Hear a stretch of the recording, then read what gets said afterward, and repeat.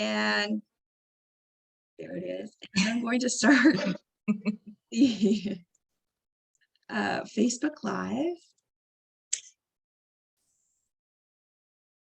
which is about to go live.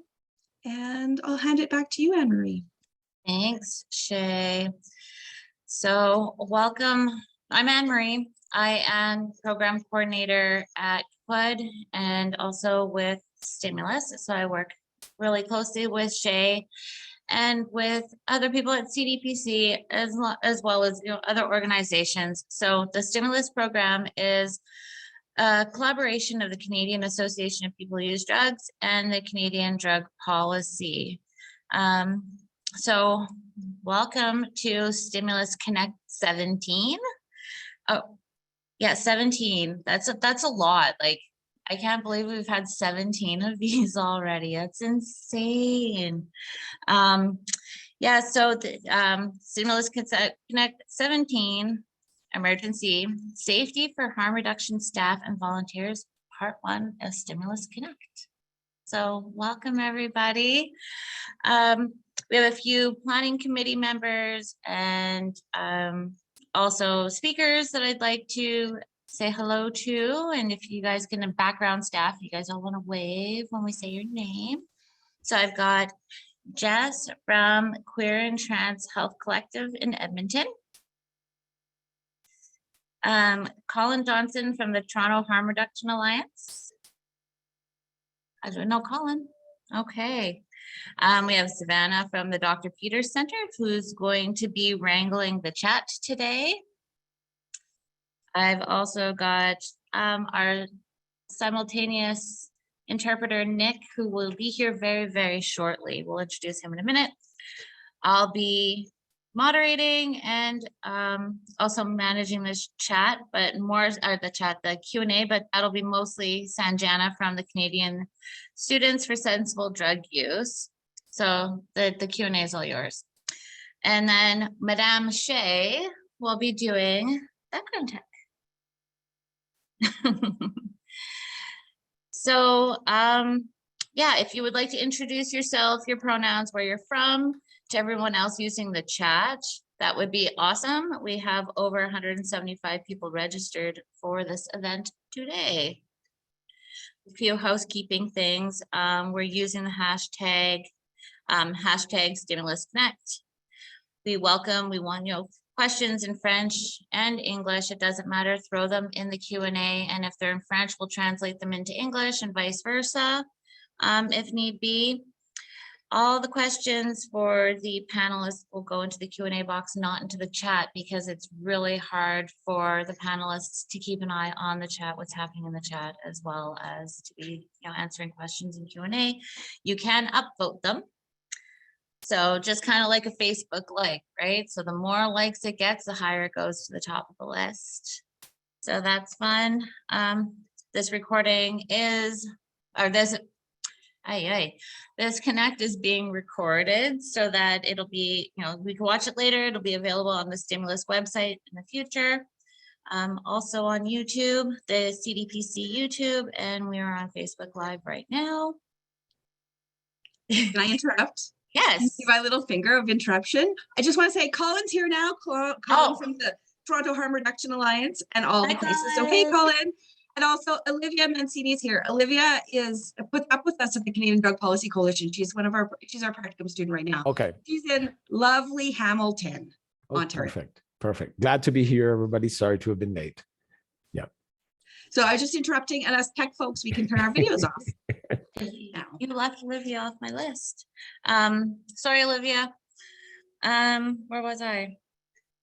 Oh, okay. So if you are having problems with the sound going in and out, if you're using the interpretation, just turn the interpretation off for a second, and then turn it off when you're not using it, and that should help with the noise, with it going in and out. Where am I? Stimulus Connect. Oh, so we have 25 resources this far.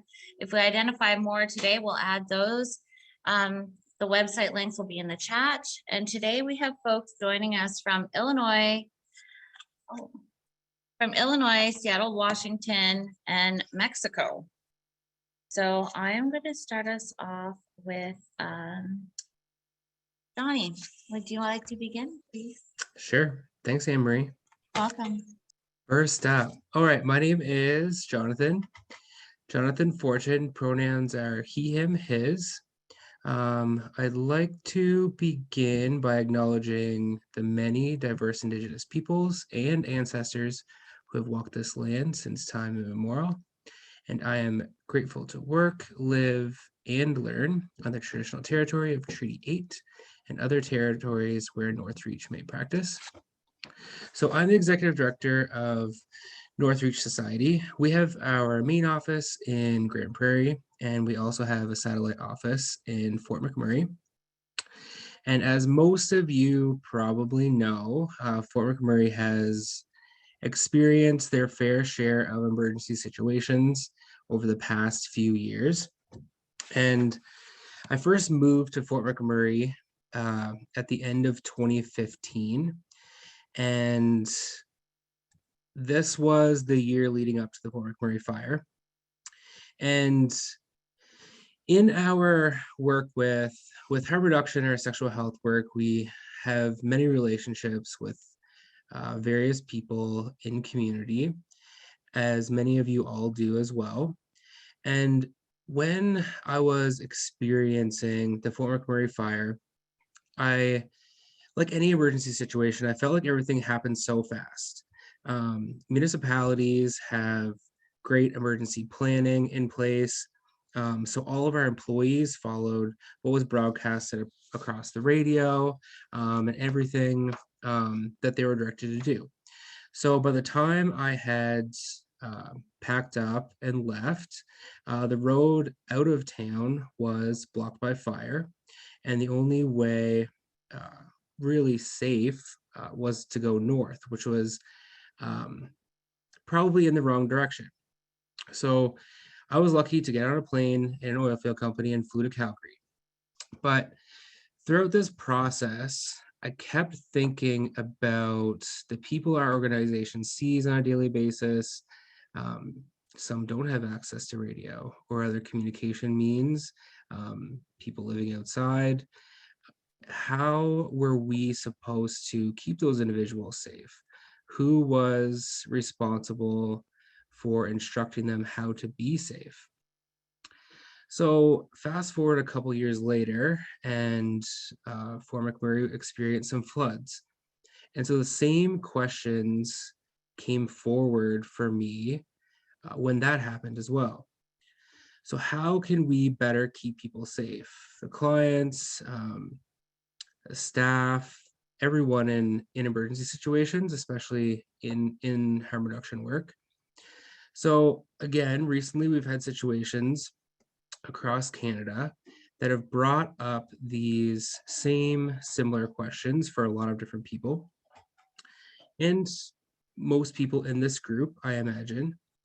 And it's my hope that we do start developing some strategies to address safety in populations that we serve, in our staff. And next, I'd like to introduce a couple of folks, James and Matt, and they put a presentation together that has worked on some of those strategies that I maybe wish that I would have had when I was experiencing emergency situations. So with that, I'll pass it over to those two, and then we'll meet back later when we have some questions. Thanks, James.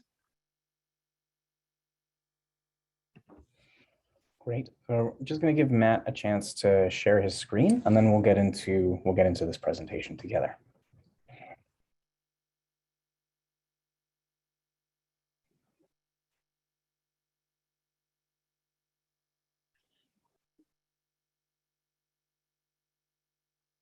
If we can do that, or I can.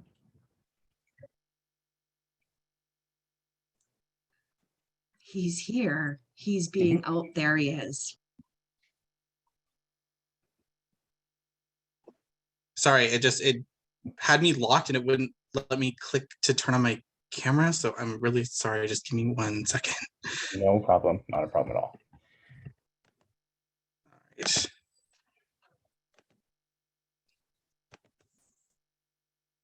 There we go. So my name is James Demers. I use he, him pronouns. I'm the current executive director with Max Ottawa. And my name is Matticus Adams, or Matt Adams for short. I use he, him pronouns, and I'm the harm reduction programs coordinator at Max Ottawa. And I'll answer the question in the chat really quick. We did share this presentation with Stimulus Connect in advance. You will get a PDF copy of this presentation and a bunch of resources that we've collected that are templates for emergency planning. So absolutely available. You will get a copy of the presentation and all that information. It's oh, and Shay says it's on the website now. So feel free to download those resources and the presentation if you'd like it. All right. I think I'm going to start with our land acknowledgement. So let's take a moment before we begin to acknowledge the land on which Max operates, because we operate on the we acknowledge that we are on the traditional, unsurrendered, and stolen territories of the Algonquin Anishinaabe people. As an uninvited settler of European descent, it is important to recognize and speak out about the violence and harm colonization had and continues to have on the Indigenous peoples of Turtle Island.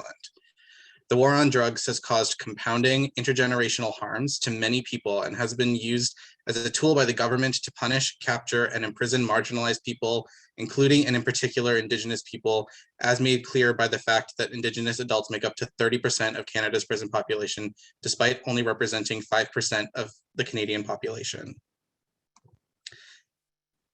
As we work to decolonize harm reduction at Max, we need to recognize the autonomy, wisdom, practices, and traditions of the First Nation, Métis, and Inuit peoples living in our community. We strive to create a space where all our community members are safe and have access to competent and culturally informed services and be aware of the roles we play supporting Indigenous created and led programming. We aim to listen, learn, and improve our knowledge and understanding of the true history and present of Indigenous peoples so we can actively and properly support a future where everyone living on Turtle Island are mentally, physically, sexually, financially, socially, and spiritually healthy and well. Great. Thank you, Matt. So I'm going to lead us through a couple of sections here today, and then we're going to talk about Max's experience in dealing with a recent emergency being the occupation in Ottawa.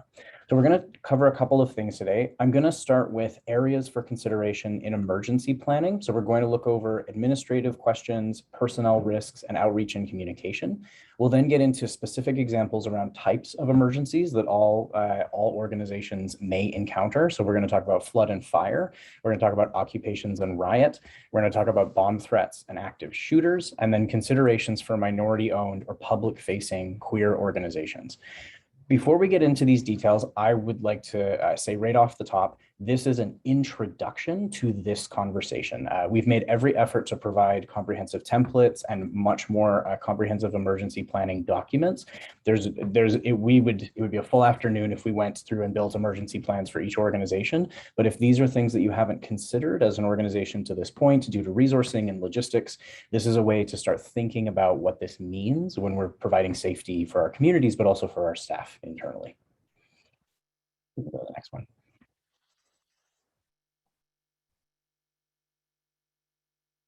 Okay, so let's talk about administrative issues. Again, these are prompting questions. So when we're talking about service continuity for our organizations in an emergency situation, these are questions that are worth considering. Can you access your computer files off-site? Are your team's files backed up automatically or manually? And if they're backed up manually, who is doing that on a scheduled basis? A safety plan that is integrated into staff and board orientation packages. So a safety plan should be part of every new staff member coming on board and new board members, especially if they're going to interact with your office space or on-site outreach. Are there hard copies of critical paper files? Are they maintained and where are they maintained? This could be things like incorporation documents, financial information, private information for staff, emergency contacts. Who keeps those? Is there a place they're maintained off-site, and if where, how are they maintained? And then, is there computer hardware that is available for use off-site? So this is something that many of us may have responded to in the pandemic, but in the event that your building is destroyed by something like fire, for example, or fundamentally inaccessible, how do we maintain the work? And then, is your insurance coverage adequate? I know all of us work with a variety of different kinds of insurance, but as the world changes, what insurance will cover and how it is applicable to our work also changes. And who do you know who to contact if you need to initiate a claim if your office is inaccessible or it's not possible for you to retrieve that information? So this becomes important. All of these is a suite of information that can be held somewhere, but if this isn't part of your safety plan yet, it's worth considering. And then personnel. So in the context of what Max just experienced over the occupation, I wanted to talk about this bullet point in particular. All for one and one for all. To me, as an executive director, this means that if one member of my team is put into crisis by something like the occupation, or when we're talking about examples like the occupation where my racialized and visibly queer staff felt the most uncomfortable, all for one and one for all means if one of our staff are put in danger or made uncomfortable, then we build safety planning around that. Right? It's all of us collectively. And so as soon as one of us are put in danger, our whole teams need to consider this a crisis for all of us. So this is about making it inclusive, regardless of where we identify or what our work is. And then, do staff and volunteers know how and where to evacuate and convene safely in the event of a crisis during working hours?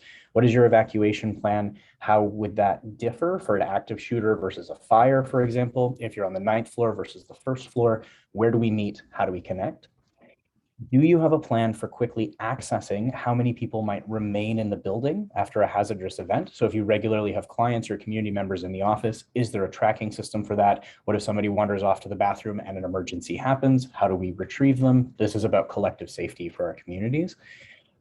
Do staff and volunteers know where to get post-event status updates? Where are those communications going to come from? If, for example, it will change the way that you are providing services or the location you're providing services in, how do you contact those volunteers and staff?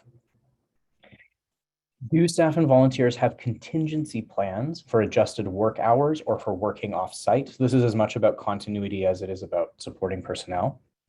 Who on the team is certified in first aid and CPR? Is that list available? And what does that mean in terms of who's available in an emergency on a regular basis?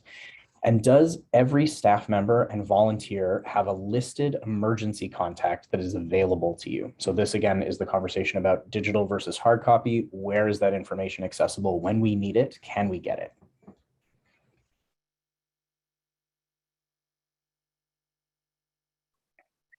And then outreach and communication. So how do we talk about this and how do we deal with service continuity? So do you have a communication plan in place that can be deployed quickly if vital assistance is needed? Now, this can be, for example, in the form of donations or in the forms of volunteers or product. So let's say your office is destroyed. Rebuilding that is going to take a call out. What would you do to reach for that? And when we're talking about donations, there's examples where governmental organizations have cut funding, particularly to LGBT organizations, in their entirety or so severely that it has caused a massive inability for those organizations to move forward without forms of community donations. An example of this being the Skipping Stone Foundation, which is a trans organization in Alberta, had 75% of its funding cut on the Trans Day of Remembrance due to a homophobic government. What do we do to address that? How do we meet the needs of clients? If we need to run an emergency donation campaign, how would we do that? Do you have any way to contact clients in the event of a change in service? And so this could mean our office is no longer accessible, we're moving outreach services. What does it mean for our community members who may or may not have access to ongoing news sources or may not know what is going on? And for example, in the context of the occupation, the safety of the area changed almost on a daily basis, and communication with our building was a real challenge. So we had to take that on for our community in a specific way. Have you formed partnerships? And this is where all of us collectively as colleagues in the sector become really important. So have you formed partnerships with local organizations to provide mutual assistance in the event of an emergency? Use of office space, storage opportunities, right? Access to internet, those can all make a difference. Are there organizations you can rely on in a crisis that are part of your existing network? And then this I find is becoming more and more important over time. What is your social media strategy for long-term and short-term messaging? And we'll get into a little bit more about the mental health considerations for staff, but how are we going to talk about what this means and how do we contact people in both these ways?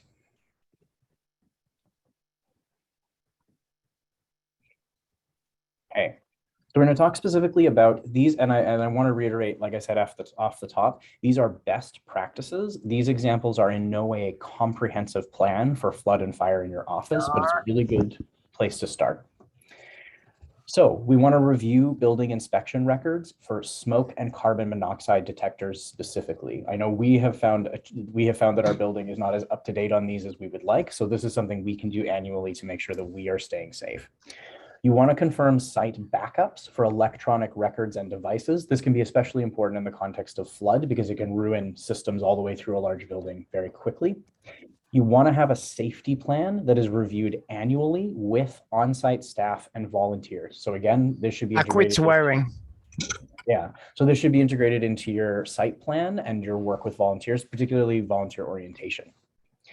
And then do you have an alternate location? So we talked about this as our plan B location for service provision for programs. Your building burns down, there's a flood. Where do we move service provision so we can meet community needs? This is where having a program partner or a community organization that you work with becomes really important. And then alternate access or satellite site for volunteers and staff resources. So these two things there. So the first priority here would be service provision, and the second priority would be ongoing work for volunteers and staff. So these might be different locations. It may be more productive to move staff into a location farther away than, and then have service providers go to a location that is more central. It will depend on the issue as you get to it. But both of these are worth considering.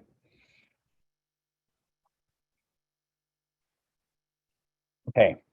Occupations and riots. We'll talk about this first. Matt will actually talk about this first bullet point in a little more detail, but consider when public space becomes fundamentally unsafe, particularly for folks who are visible minorities, that alternate transportation for staff to work locations may be necessary. So we used taxis and Uber until it was not safe enough for us to continue to use the office space, but this makes a huge difference. How are your staff getting to work? In the circumstances around specifically things like riots and occupations, it often makes public transit incredibly unsafe. And so it does not become an option for transportation. So that we want to take into consideration. We want to review shifts in points of service contacts, program hours, operations, and requirements for access. This needs to happen through an intersectional lens. So just because some parts of your team have no problem accessing during, let's say, an occupation, that doesn't mean your entire team feels comfortable. And again, we want to operate these safety plans with the principle, the most affected person on our team is the principle for how we operate across the board for the team. And then this is all often challenging, right? But considering how dangerous some of these circumstances can be, it may be necessary to deprioritize outreach and public-facing services outside of arranged appointments or specific times. This is a safety consideration. It's not ideal, but if we need to lean into some service interruption for the safety of our staff and community, it may be necessary, and outreach is going to be the first thing worth considering. And then you want to follow up on building and emergency service updates that are monitoring crowd movements and red zones. So this does mean being tapped into the news. This does mean being tapped into movements in the area. This is something that we had to pay attention to pretty significantly because the convoy was parked in front of our building, and that made it quite difficult. And then moving all services to alternate locations. This is something we had the plan B option to move services was always on the table, but because we didn't know how long the occupation would last, it was something that we revisited multiple times. So this is a consideration that's to start at the beginning of an occupation or riot, and then you want to review that over time to see if it becomes necessary. The unpredictability of time in specific circumstances like this means that it's worth having a plan B, a plan C, and partner organizations make a big difference.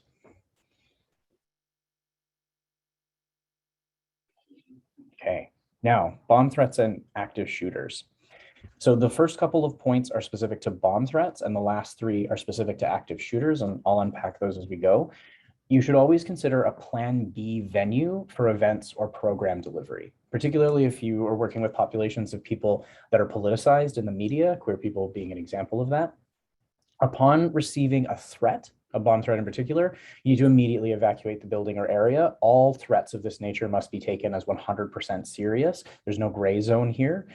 Outside of office locations, you will want to contact venues and, in this very specific circumstance, the local police immediately. Happy to have a conversation about policing. This is one of those circumstances, though, where it's necessary to bring them in. Bomb threats are quite dangerous, and there's no way for us as individuals to assess whether or not a device is safe. That's off the table. It's out of our scope of practice.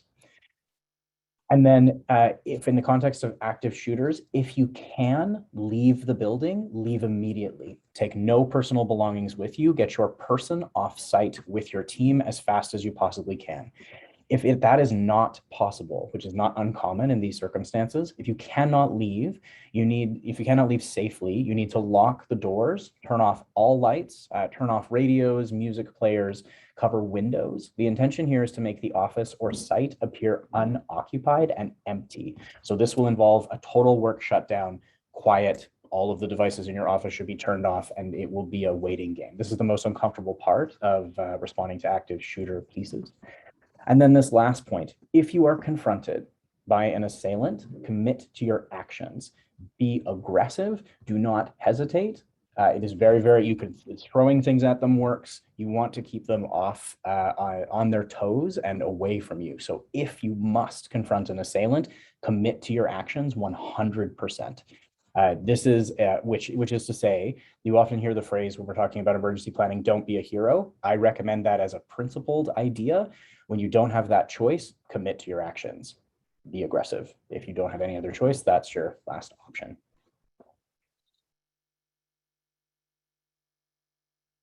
Okay, now considerations for minority-owned and queer organizations. We saw an enormous amount of property destruction across Ottawa over the occupation, and that was particularly clear for organizations that had rainbow flags in the window or were displaying other sort of leftist political imagery. So I want to recommend that while the feeling of removing or replacing flags and cultural symbols overnight or during lengthy business closures feels terrible, right? It feels like sort of letting people win in a lot of circumstances. But if you're a smaller organization or a social enterprise serving community, then something simple like replacing the glass in your office every single week can become a cost that is completely untenable. And so this is a choice between safety and cost, and what does it mean to keep operating in the most authentic way for our community. So overnight or during lengthy closures is generally enough. Populated businesses had less issues. So we often saw this when they were unpopulated. And then you want to offer alternate transportation to staff for work if public spaces or transit safety is compromised. This can make a big difference. I've done a lot of activism work in Calgary, for example, and when I ran an LGBT organization there, we had serious considerations for transportation to the office during Stampede because sexual harassment of femme-identified people on the street was really common, and so we gave people the option. So that's another circumstance where that can make a difference. Do not ever give out employees' personal or contact information to clients or members of the public. This is a serious safety consideration. Consider all employee personal information, including whether or not they're coming into work that week, when they normally work. That is none of a stranger's business. Be suspicious of anyone that is asking for that information in a work context that isn't attached to a program. If there isn't a reason for it, do not give it out. Always talk to the staff member first. Your staff member should be the primary person who makes a decision about what private information of theirs is released to the public in any context.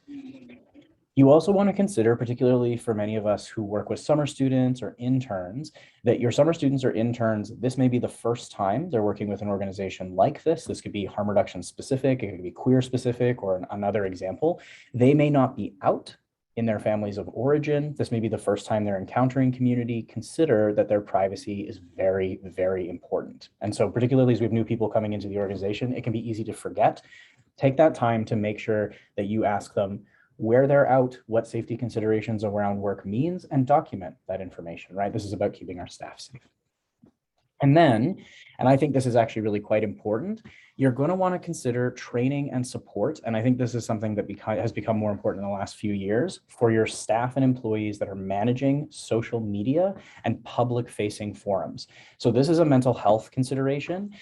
What often happens in nonprofits is we bring an intern in, we pop them on our social media, and we give them a guide and we let them go to town. What we're not addressing here is how much hate speech is coming out of that machine, right? And so we need to consider that if we're putting people on social media and we're doing that during a particular political area, or I mean, even if we just are folks that operate safe consumption sites, what are those employees experiencing? How much abuse are they receiving from the public on a regular basis? How do we give them breaks and support them in a way where their work is sustainable? And so we need to start looking at social media and internet forums as something that absolutely has an impact on staff mental health, and providing additional support and recognizing how difficult that job can be can make an enormous difference.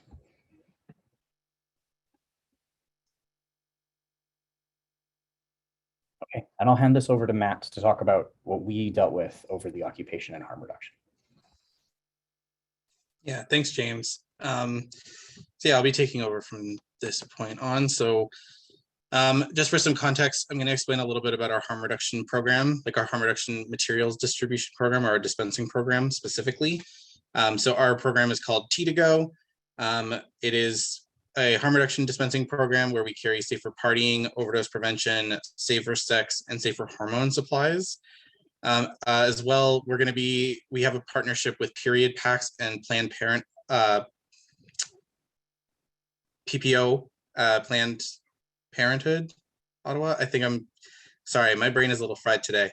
This is like my fourth Zoom thing I've done in the last 3 hours. So sorry. But yeah, so coming soon, we'll be having menstrual products. As well, we'll be getting gender affirming gear as part of a partnership with an organization called ROSE, which is the Rainbow Ottawa Student Experience organization, which is really exciting that it's growing that way. Our dispensing normally runs Wednesdays and Fridays from 12 p.m. to 8 p.m. We have an option for folks to order supplies through our online order form, and they can either choose to pick it up at the office. We also have delivery volunteers that will do delivery to people's residences, and we can also offer mail if they want additional discretion, because it's sent through Canada Post in plain packaging. So we have a couple different options depending on the confidential needs of the community members who are ordering supplies through us. When the occupation began, we had a few things that we had to think about right off the top, and then things we had to kind of stay on top of as it went on. So the first one was communication with our community members. We knew that things were going to change. We didn't know how long things were going to last. We didn't know what was were we going to be able to offer? Were we going to have service interruptions? So communication was really important. The second thing that came up, as James had said, was relocation of our harm reduction dispensing. So possibly a satellite site, or changing what we offered, especially because we had 3 different methods of people accessing our supplies. So, that was also part of like relocation, is are we just going to not offer in person to not encourage people to come downtown? And then the other thing was asking for support from our colleagues. So, and because there's a couple people that work in harm reduction at Max, but really reaching out to folks that maybe work in the mental health bucket or maybe management to help out where they were willing to. We really needed to be a team on this. We couldn't have just done the harm reduction stuff by ourselves.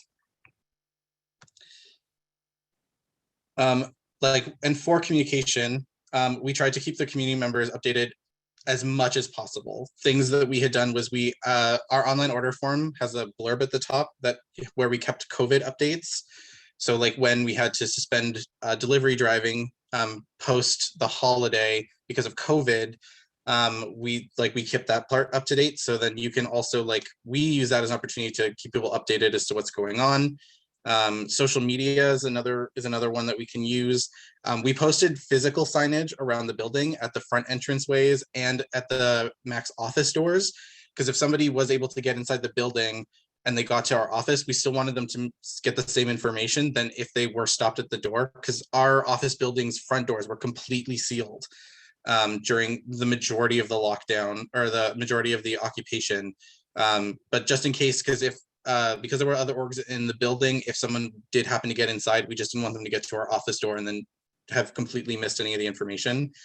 Our signs also included lists of other local harm reduction programs and mental health supports, because we did realize like the nature of why we were not there, and that could be really problematic, especially if somebody like needed their supplies or they needed mental health resources. So it was good to make sure that we weren't just saying we're not here right now, but it's also we're not here right now, but here's where you could go in the meantime because we're not here right now.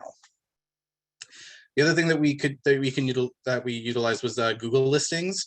And Google actually lets you, if you're the business owner of your Google listing, you can do blog posts. So when they Google search you, a little blog post will pop up and it can be like updates. So it's a free place that you can use Google to give updates to the community, because it'll pop up on the right-hand side underneath like the map and the hours information. So the Google listing is a tool that I don't see utilized that much, but it is something that we could use a lot more of, especially because it's free. And as long as you have a Google listing, you can use it.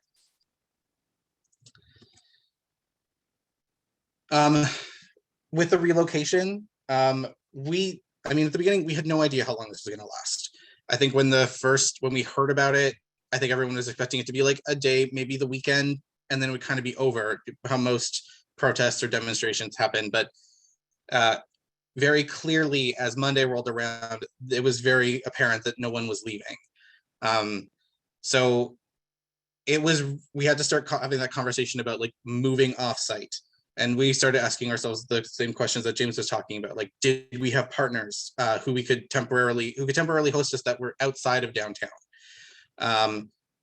If not, would we be able to relocate to a private residence? And then for us, it would just be offering mail options, because we could do that outside of someone out of one of the staff's residence. We'd pack everything up, move it there, and then they could just process the mail orders.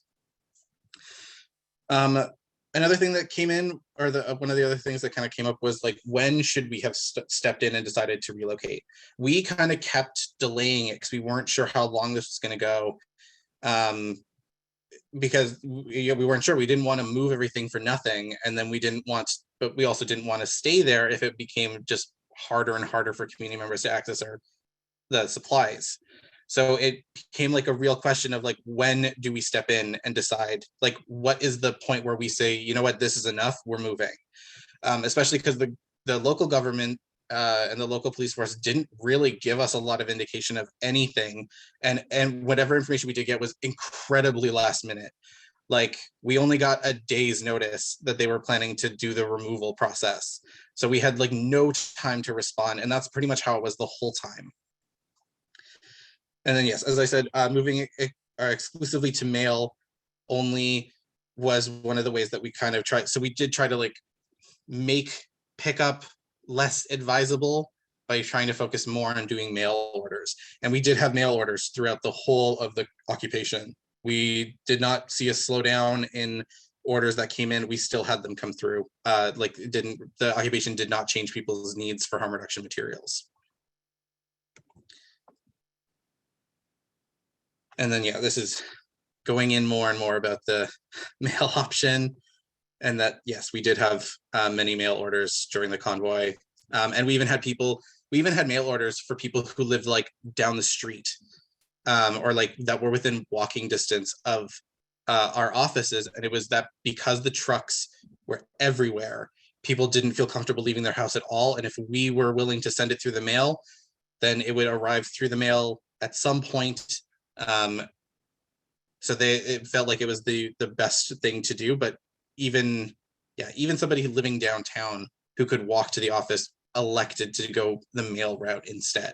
That just shows like how serious the discomfort, the fear for someone's safety was downtown. Was even somebody just like who could have walked there to grab their stuff on their way to go get groceries, still were like, no, we'll just mail it to me. And the collaboration, so working as a team, like we really did need to be a team to get through this. And we got through it by taking the danger of travel to work into consideration for the staff. Funny story, all the harm reduction staff live in generally the same part of town. So we all kind of had the same issues coming downtown. And because of what part of town we all live in, when there was no more room downtown for trucks, they started moving them to our neighborhoods. So me taking the bus or taking the train to get to work meant that I was now interacting with the convoy truckers in the mall, at the train station, on the train. And as the Rito Center was shut down, they were going to the next nearest open mall to use the bathrooms for showering or for cleaning, to get food. So I ran into them every day I went to work, in droves. And there was so many of them that they were left to their own devices. Like the security at the mall didn't stop them for not wearing masks, did do nothing. They basically stood nearby and watched them, but otherwise there's no impeding their behavior while they were at outside of downtown either. We also did a lot of acknowledging. So like we did checking in, and we made space for communication about the convoy, because it was all anyone was talking about for the vast majority of the time that it was happening. And then the part that I was talking about where we were helping each other out regardless of our department.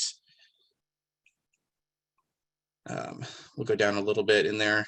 Yeah, so for travel, because all the harm reduction staff live outside of downtown, and getting into the city center could be really difficult. And not only was it like, even if we took an Uber, the Uber doesn't take us to the office, because the way that Ottawa's one-ways are all set up, some of the cars couldn't get anywhere near our office. So then even if you took an Uber, you'd have to walk through the parts of the convoy in order to get to the office. So even the Uber wasn't a perfect solution, because it wasn't like door to door, it was door to somewhere downtown. And it depended on where we were in the pandemic, how close we could get to the office. Luckily, we were able to get support, like to pay for Uber throughout, and especially at night, when the activity did ramp up. During the day, it wasn't as bad. There was still tons and tons of people around, but really, like once the sun set, the mood really changed outside, and we did kind of always work in pairs. So the idea was that we weren't alone, and like I remember we would like find Torin had a friend who lived like nearby to where the Uber pickups were, so we would go and like basically hide out inside the lobby at their friend's apartment in order for us to be able to wait for our Uber without having to deal with any other people on the street. So there's also that to consider when you're talking about like travel in an occupation like that, is just because we can use a cab, like how close does that get us to the actual office? And this, I know this sounds really silly, but there was also the concept, like I call it straight drag.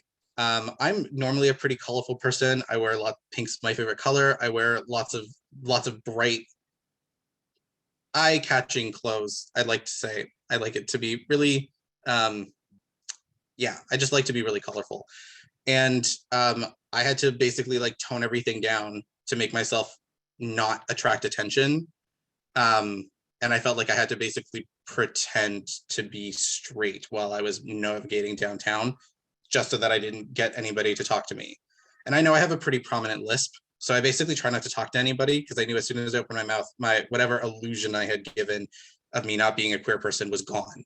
So it was uncomfortable. And then we also like got to coordinate with other staff who lived within walking distance of the office. Fortunately, there's a ton of staff that live fairly close by, and they were willing to help out with the harm reduction dispensing.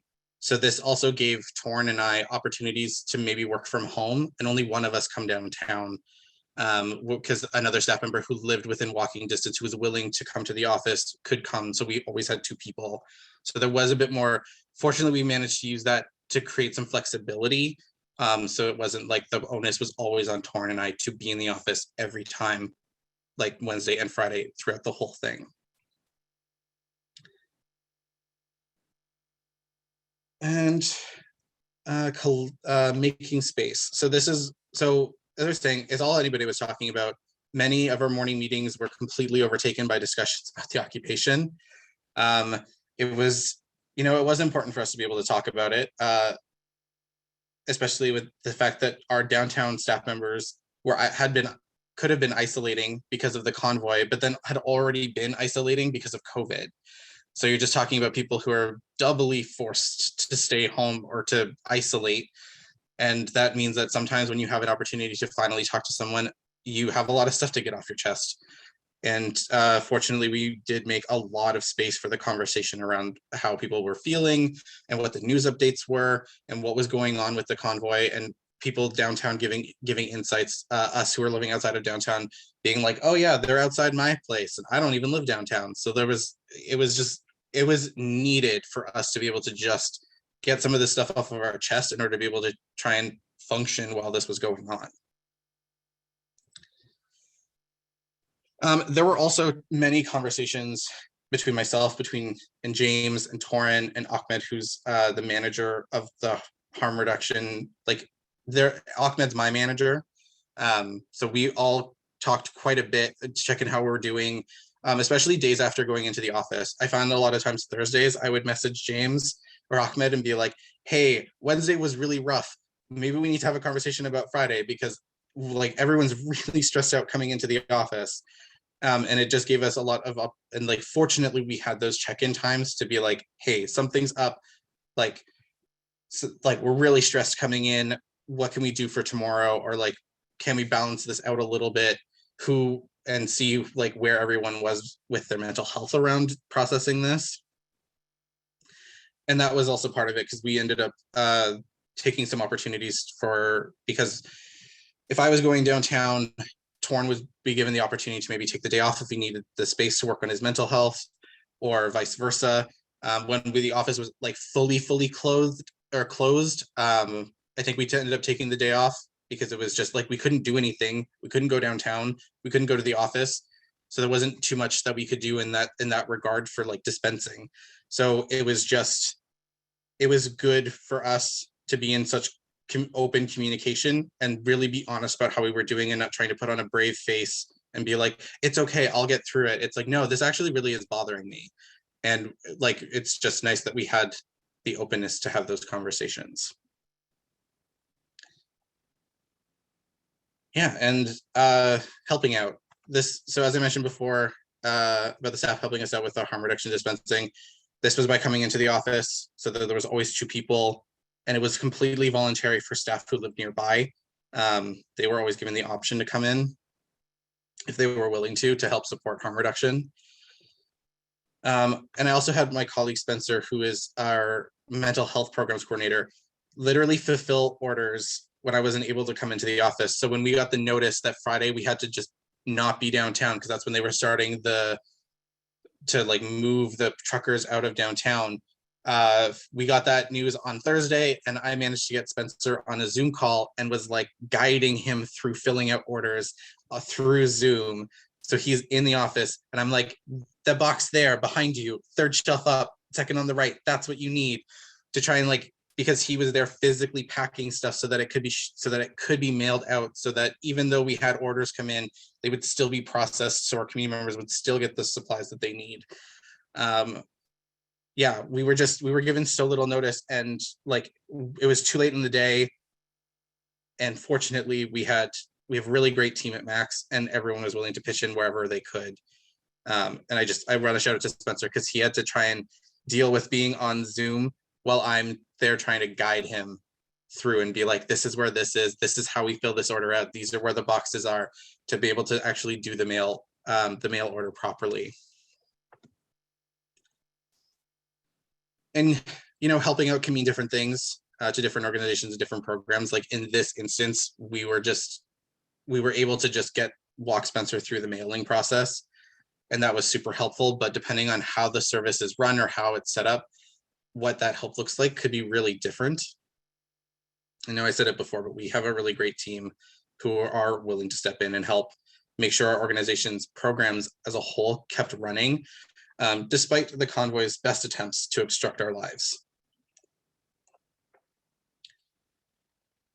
In the aftermath, having had a little bit of time since it sort of, I guess, was removed from downtown. There, and with the potential that there are more occupations, especially with some of the encampments of the convoy still operating in the rural areas around Ottawa. There's 3 last time I checked. I don't know if there's more now. But our need for a response plan has not gone away. Ottawa is the center of political power in Canada. And honestly, we should have thought more about being prepared for an occupation in the first place. Like the fact that Max is an organization being in Ottawa, never thought that we would ever need to worry about this was a little naive, because we hadn't ever had it happen before. But hindsight's 2020. It's nice that we can do that going forward, but it was a little unfortunate that we didn't think that was going to be a possibility before now. And big questions coming out of this, did we react enough? Did we not do enough? Did we do too much? I know that was one of the concerns about us relocating, was if we were to relocate, was it too soon? Would we have relocated and then everything would have been taken care of the next day and we'd have to move everything back? It's really hard to say. It's really hard to say, but looking back on it, those are questions that you have from it. Did we take action early enough? We knew that the truckers were on their way. Could we have started stepping in when we knew that they were en route and be just in case they actually stay longer than the weekend, what do we do? Because we did have warning that they were coming.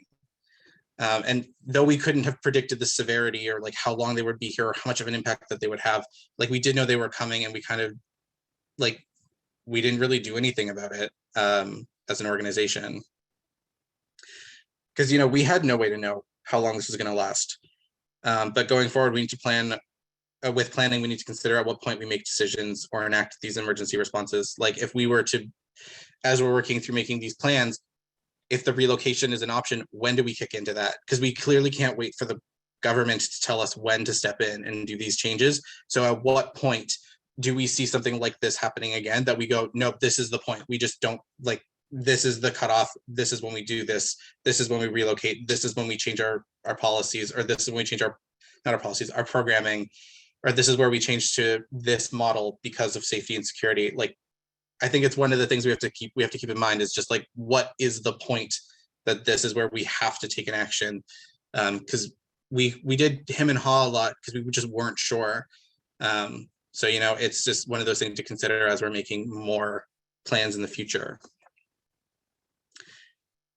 It really has brought forward the need to be prepared for emergencies like this. Unfortunately, we do not have the luxury of assuming that something like this won't happen again, or won't happen in other places. It is happening in other places. So we just don't have this. We don't have the luxury of just being we'll deal with it when it happens. Because at this point, it's a matter of when, not if. So sort of my takeaway after having gone through this. Yeah, I think we're done our part, and then I think we're open for Q&A.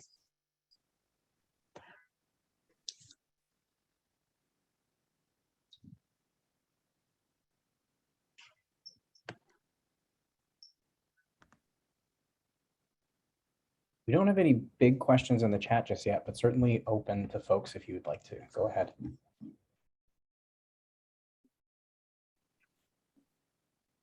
So Christine, I can answer this. We ended up not having to move off-site, but it was on the table. We were making plans to do that. So there weren't any exemptions or things that we need to deal with. The way that we handled the principle of moving these things is all the staff got to pick whether or not they felt safe. That was rule number 1. And then we made decisions from there, depending on the context. And we would do the same thing if we were to move offsite to a plan B location. We'd arrange with an organization or a location, and we would have similar safety questions about that location and then make that operate the way we needed to. So we didn't have to. We would have moved, frankly, I think we would have moved in the future. We'll move sooner. That will just be a plan B that we take advantage of sooner because the escalation was really serious. So I'm just going to jump in for a quick second, James. We're going to, before we get really into the Q&A part and we start asking a lot of questions, and I'm sure everybody's brains are just rumbling. I know mine is anyways.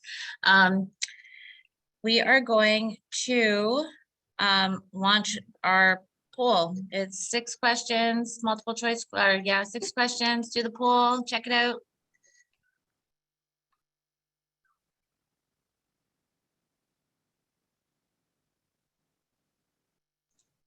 Poll launched, successful. The box will go away if you answer the poll. There are 6 questions. You have to answer all of them in order to close it. Hand it back to you, Anne-Marie. Thanks, Shay. So yeah, I just, you guys, I just want to say how wonderful this has been and amazing. And I really have to commend everybody on what they've been through. Like you guys, you folks in Ottawa, and like Jonathan with the fires and the floods in Fort Mac, and here in Nova Scotia, we deal with so many power outages, but we have hurricanes, and then we've got the freak winter storms that knock us down, and you can't get anywhere. Pharmacies are closed, the entire province shuts down. So this is so important for all of us in so many different ways, and so many, it's incredible. Shay, do you know the poll data back? No. Let's give it a little bit. Okay. I know I have a question for James though. Yeah. If it's okay to jump in. Yeah. I don't have any capacity to ask questions in the Q&A because of where I'm in this room. So James, you don't have to answer this question. Matt, you don't have to answer this question because it may be too big. What depth of emotional supports were you able to provide to the staff? What did they need? Like, it's so heavy. Like, I'm sitting here trying to not cry, hearing the story. Didn't have to live through it. So I want to honor you guys for being like the warriors that you are, and having to and managing that, but also now being able to speak to it so quickly. I mean, I can talk for myself. It wasn't a conscious coordination. And then I'm certainly, and then Matt, you can let me know how that went on your end, to be fair. But what I did is I was just really upfront with the staff. I said, this is an extenuating circumstance. This is the definition of an extenuating circumstance, which means that the way we're going to work and the way we're going to handle this and the space for us to be human beings in this circumstance is wide open. I don't believe that we can do harm reduction well without caring for each other, and often nonprofits are under-resourced. But in this circumstance, as far as I'm concerned, my staff safety is, and then my community safety is priority number 1 and priority number 2. I don't think anyone should have to feel like they're in danger walking to work. That's very important. And if we don't take it seriously, and I mean, my staff are tough and brave people. They exist in this world and do this work. I know that they have the capability. For me, it was important that they understood that there would be no negative ramifications and no consequences for having a hard time dealing with this, and that we would get the work done, we would get stuff out to community, and all 17 of us collectively on staff would make that possible. It wasn't on any one person in any one department to suffer through something this difficult. It was all of us, like I said in the presentation, all of us or none of us, and the most affected members of staff is what everything turned on. The people that were the most affected, that were living above this noise, they were the priority, right? So I, as a manager, often find if I start from there, everyone else is well supported. And so it's, our whole team turns on the person that is the most affected. And that was the principle. The other thing is I was really honest with my staff about how it made me feel. So stoicism has a place, but so does being honest about what it's like to do this work as a minority population and to be surrounded by incredibly dangerous people who don't have our best interests at heart is a new experience for a lot of folks. So as a manager, I was just honest about that experience for me and what we could do moving forward. And there were no wrong answers. If the staff needed something or they needed space, they got it. So that's what, from my perspective, I think that's what's important. That's how I handled it. But like Matt. I mean, most of the support that we provided was just, I guess you would call it like peer-to-peer, in the sense of, like, I remember having many like 2-hour phone conversations and just like letting folks who just get it all out, like just sort of like as a sounding board, so that they could just kind of just let everything out. Because as I said, with the isolation, if they didn't have anybody to talk to, or they didn't have as many people to talk to about it, it kind of built up, and then it turned into a thing where like they just had no outlet for it. So in this instance, it was about providing an outlet for it. I don't know if anybody accessed it, but Max does have a mental health navigation program.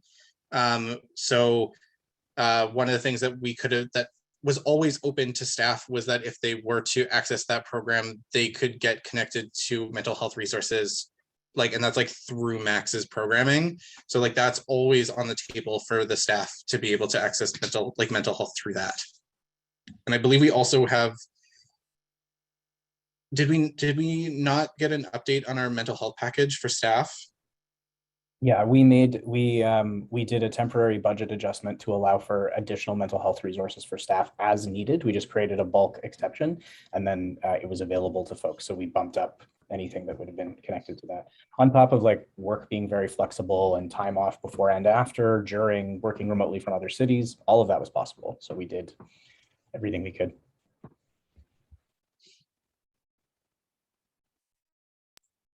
Wow, guys. I don't even, again, that's amazing.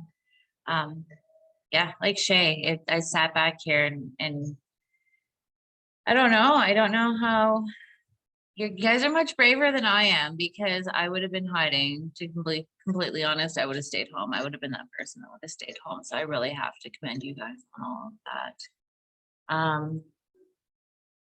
So I have a question, Jonathan, with the fires and the floods in Fort Mac. How, having to leave, knowing that there's people left behind that don't have access to, radios or access to a vehicle or to a ride, and knowing that they have to be left behind, like how do you mentally and like emotionally cope with that? And like, did you find a way to get in touch and stay in touch with people? What happened? Or what could happen? Like if what did happen, and what do you think we could do in our agencies and our organizations, because we have hurricanes here. We can't get in touch with everybody all the time. Last time we had one, we went 4 days without power, right? So like, what do you, like, yeah, having lived through it, what do you see as something that we can do, and how did you cope? I think that's why this conversation is so important, right? Like, it's, in hindsight, just like you said, James and Matt, we should have had things in place before, but we didn't. And I think a lot of the times it just comes down to the resources that we have in nonprofit too, right? But we can start by having this conversation. We can start by making sure that we do have things in place that looks after our staff, our clients. When the fires happened, there was a lot of unknowns. There was no way for us to reach out to our clientele. And I had the responsibility of being very honest with the staff about the fact that we couldn't go back, we couldn't reach out. There were some contacts that we had within municipalities, which is sometimes a really great resource, depending on how well their crisis response planning is. And sometimes that's a way to get information from fire or anyone else that's involved in situations. So it's just kind of reaching out to all of the resources that nonprofits are really great at building relationships with, and seeing what you can find out, and being very supportive to staff, and flexible, and providing mental health resources to as much as possible to staff members. Thank you. Colin, what did you, I see your hand is up. Did you Yeah, I just want to ask, take your camera, let us see your face? Yeah, you guys have stopped my camera. Okay, start my video. There we go. Yeah. Okay, there we go. It's not my fault. I just have a quick question, James. I remember you mentioned that you had to move more to mailing to get things out. How much of an impact was that on costs, or did you sort of did you prepare? I mean, clearly we didn't prepare for this, but was that a major, what's the word I'm looking for? A major impact on just your spending in that period of time? And had it continued for longer, how long would you have been able to, if you see what I'm getting at? Because okay. Yeah, I'll actually let Matt answer that question. Okay. Yeah, so we offer mail all the time. So like we already have a budget set aside for it. Okay. And the main thing is because we pay the delivery drivers who do our delivery. We pay them for mileage when they do deliveries for us. So basically it sort of temporarily balanced itself out because we weren't paying any delivery for a period of time, and then that sort of balanced out with the mail orders. So, and because the mail and delivery option are like a pretty much permanent fixture of T2Go, we already had money set aside for that.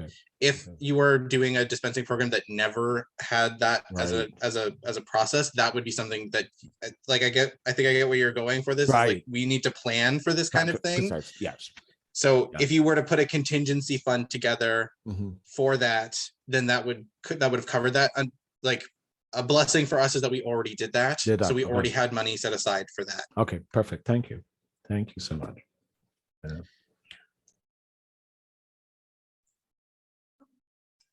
So I see in the Q&A, Nathaniel's asking, were there any precautions you took after the occupation was gone and before resuming normalcy? We're not doing delivery until April 1st because we actually aren't sure what the next couple of weeks in Ottawa is going to look like, and given the unpredictability. So that's one thing. We're still giving people the option, and some of this is COVID, right? Because COVID is still happening on top of all of this. We're still giving people the option as to whether or not they want to come to the office. So during the occupation, for example, we have some harm reduction volunteers that do condom packing and a variety of other things. And we organized, the couple of us that have cars, we organized an internal max delivery system to bring them product and keep them from having to come downtown. So we're going to keep keeping that open. And then the flexibility for, well, and especially, you know, the mental health impact of living through that is probably not going to be fully felt for a number of weeks. And so the additional mental health supports are just wide open for staff, because sometimes it doesn't hit you until it's passed or until something else triggers it. And it was a really intense experience. And the thing about this experience is it was 24 hours a day for weeks. And so that has an impact. And so we're keeping those options open and the flexibility open, and then we'll review resuming delivery and what downtown looks like and if it's been consistently safe on April 1st. So that's the plan around there. But Matt, go ahead if there's additional things I've missed, please. Yeah, I mean, I know that we've just been holding off till April 1st before kind of resuming the delivery. And really like encouraging folks to come downtown. We have the mail option.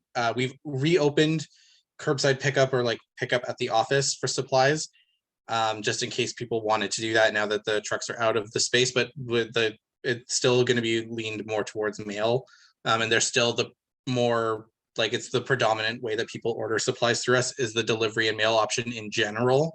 So like none of that has changed. The pickup option is the least popular of options that we have for the harm reduction dispensing. I will say that having had conversations with some of the folks that work down, like with other folks that work downtown, like I don't feel comfortable. Or we were downtown in a truck, like horn went off. And like you could just see everybody on the street just like jerk and panic because it's sort of like dealing with the fact that you heard it all the time, or that you were just like you hear someone screaming outside and you're just like, oh no, they're back again, and it's just like immediately triggers you back to that space. I will say to the Canada flag does not mean the same thing anymore. Like I see Canada flags and I see the trucker convoy. I don't see. It doesn't mean anything other than danger at this point. And I know it did for a lot of folks, but like I think everybody in Ottawa now is at the point where they're like, the Canada flag doesn't mean anything, doesn't mean what it used to for folks that had like a sense of nationalism or like a sense of pride in being Canadian. That flag does not mean that anymore. Yeah, and one institutional change, and this was something we actually just had a conversation about at the team meeting, but the Ottawa Police Service made the choice to reach out to us 2 weeks into the occupation when they had done absolutely nothing to keep us safe in any way, to ask how they could support LGBT people in Ottawa. That was not fun. And they've reached out to us again for a similar conversation. We essentially said, we will not talk to you about this till after the occupation. It is not a priority. You have things to do.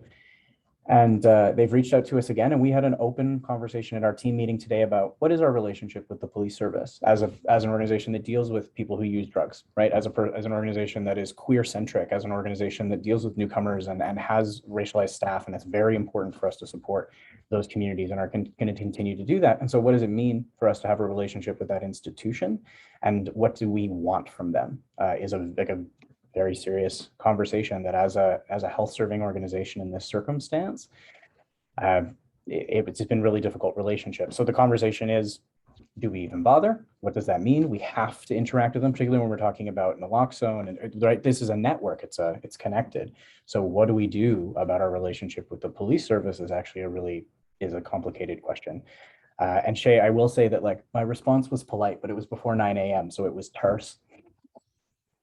So that's how that went. But I will say in the conversation with the police, I want to give credit to Ten Oaks and Kindspace and Pride here, a variety of other organizations who worked with us in that conversation. They were brought into that conversation. They've been very supportive. We share a building with two of those organizations. So we're not addressing this issue as a community alone either. So that makes a big difference. Sorry, I was just looking at something that Sean had said, and I don't think anybody, I mean, seriously, sorry, as a Black person or a person of color, I was not in Ottawa, and I'm glad for that. But I think the issue here is the police's response would have been different had it been Indigenous or Black people. So, and I mean, I know we all know that, okay?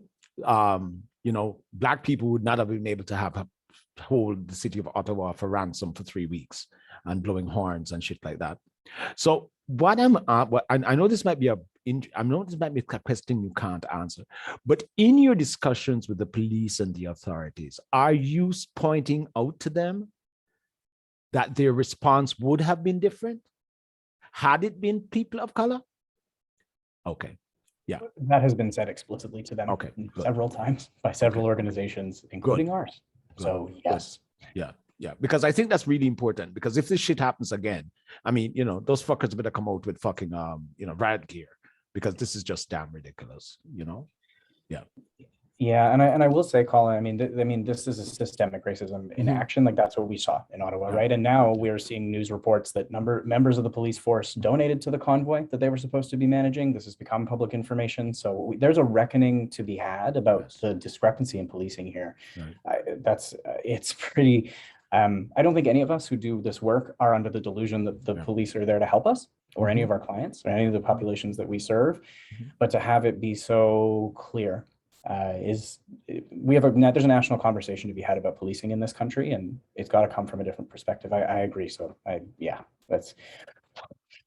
we could have a whole stimulus about that, but that's so true. Thank you for that. We actually have done a whole stimulus called defunding the police. I'll put the link into the chat. I know our organization at the Canadian Drug Policy Coalition, and I'm sure that some others are actually creating policy around this is the police's role in the war on drugs. This is police's role in systemic oppression, in racism. This is where police came from, that sort of thing. It's an important piece to have some policies you understand where your agency sits. Because I know I'm very much defund the police, but there's people who are like, those 3 words freak me out because, and then unpack it. So sorry, I've been so much jumping in. Anne-Marie, handing it back to you today. I'm very excited for this. Shay, you can jump in as often as you want. Oh, jeepers, I'm losing things. All right, so we also have a question here. Okay. Jonathan, being in Alberta with the local impacts in Grand Prairie, Fort McMurray, as events are still kind of going on with the Freedom Convoy folks now and the previously the Yellow Vesters. How did you guys manage and cope through that? Yeah, as James and Matt were talking, it's very similar, very similar, I guess, approaches sometimes. So we've done things like take pride flags down for weeks at a time from windows, or had staff feel very unsafe when different protests were happening. And it's so challenging to navigate that on top of COVID already, when staff are already most times under supported to the point where our healthcare system can't really keep up or doesn't necessarily treat folks properly. We all know that. So having this bullshit on top of all of that is so challenging to navigate. And there's no, I guess there's no right answer on how to navigate it. It's just be completely honest and kind and accepting to all staff and clients and get through things together, right? I think having more conversations like this is going to lead to better policies or better plans of action, and it's a great first step for sure. We have another question here. Thank you. How did you guys in Ottawa or anywhere really, I suppose, get around with the bank machines being empty? Like downtown Ottawa, how did that, or anywhere, like how did that, you know, when you're fleeing, people are pulling money out because they don't want those bank cards, right? So how did anybody, like in any of these situations, any areas, how did you guys manage the empty bank machines and go with that? I don't know if it created much of a barrier for us. We don't charge for anything we do on the community service level. So, and we offered to sort of pay and help with transportation. So we were trying to make it the lowest barrier possible. And if you moved outside of the downtown core, there were options as you went further away. But then the core was if most people who could leave left, I think on some level. So. Hang on, give me one sec, guys. I've got a whole bunch of questions here, but they're in the chat. All right, many of the individuals who support convoys do not respect visible minorities, especially trans and queer folks. How do we stay safe as a visible minority? I think this is something that Jess could speak to also, if she wants to pop in. She's here, Jess? There you are, found you. Hi there. Yeah, it's really tough to say how we can best navigate being a visible minority in a situation like that where you just don't feel safe. I know personally, I don't feel safe a lot of the time when the freedom convoys are cruising around. And I find that like what I usually do is make sure that I have others that are around me that are that I feel safe with. So, if I have any friends that are, big burly guys or, anyone that really I feel supported with, that tends to be the best strategy when I go out and I'm, trying to just like live my life. That said, that's not always a possibility for everybody. And so having someone that can just be a spotter for you when you're going out is also a really great strategy.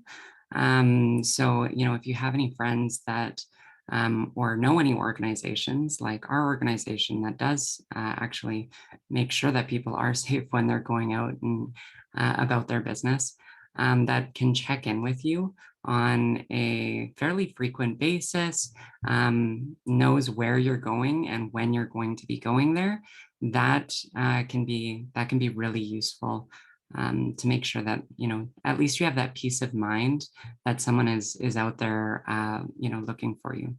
There's a lot of really great apps out there as well that can support this. I know Facebook has a pretty great app that just lets you monitor your family, or there's apps like Stay Safe, or little buttons that you can press generally that are like, hey, warning, I'm not safe. And some phones have this integrated into their operating systems as well.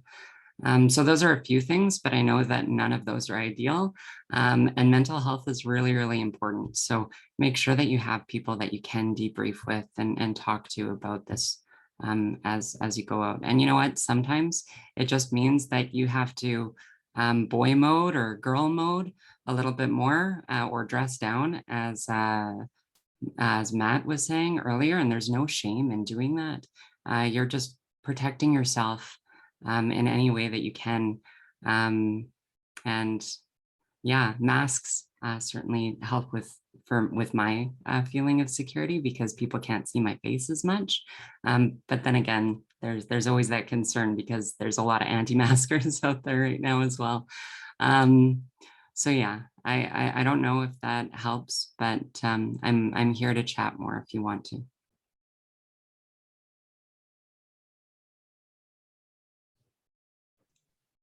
James, Matt, do you guys have anything to add to that? We're looking into offering queer self-defense courses to our community over the next 6 months. We've had that conversation. And so that's a place to start. And then just more communication at the end of the day. The other piece is we've looked into, do we offer Activism 101 courses to younger queer folks who are starting to do this work, who are encountering these kinds of people for the first time, who are making decisions about, because this is the thing, is a lot of the folks involved in the convoy are Western separatists, very dangerous people, and they're perfectly willing to harass or stalk you. And so there's conversations about, where do you show your face? How do you protest smart?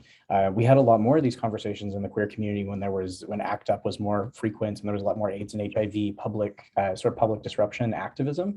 And so that we've missed a bit, we have a bit of a gap here in generations of training each other for how to be safe in the context of our worlds. And so we're looking at, can we provide that? Can we at the very least provide something that on a regular basis that someone could pick up, like best practices for going to a protest, regardless of what it is, how to take care of each other. So we can't prevent the homophobia and transphobia in the world around us, right? We do the best we can as an organization committed to that. But what we can do is we can equip people to understand that their presence in the world, first of all, they have a right to be exactly where they are. And sometimes building people's confidence with skills is a way to do that. And being able to provide those courses in a queer specific context allows us to talk about fear, which can be powerful, it depowers it, so. And Matt, please.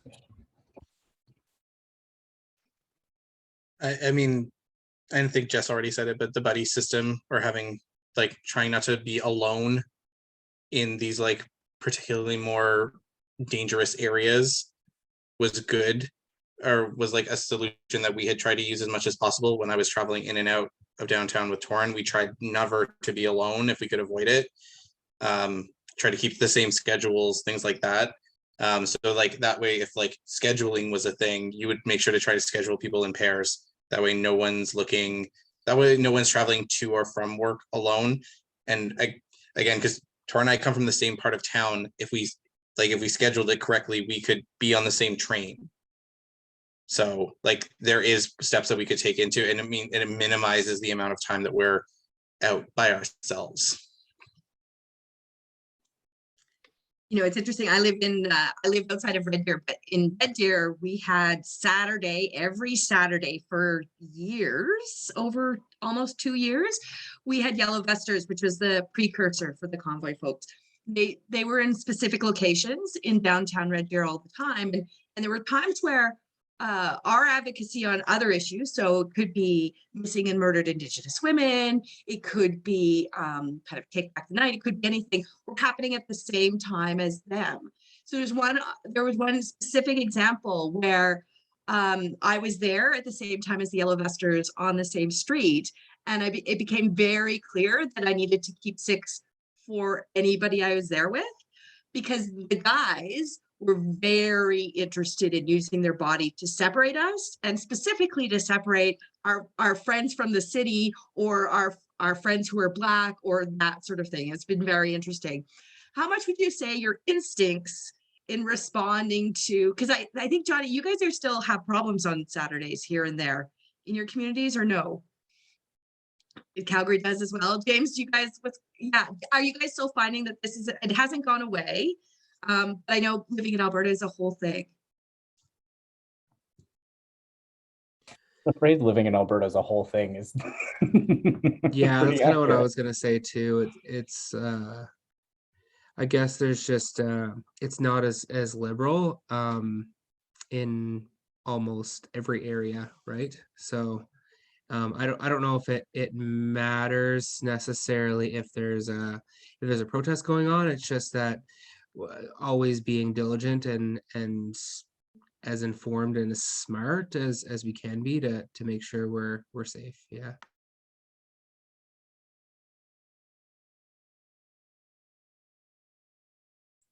Hey, do you want to throw the poll up for me?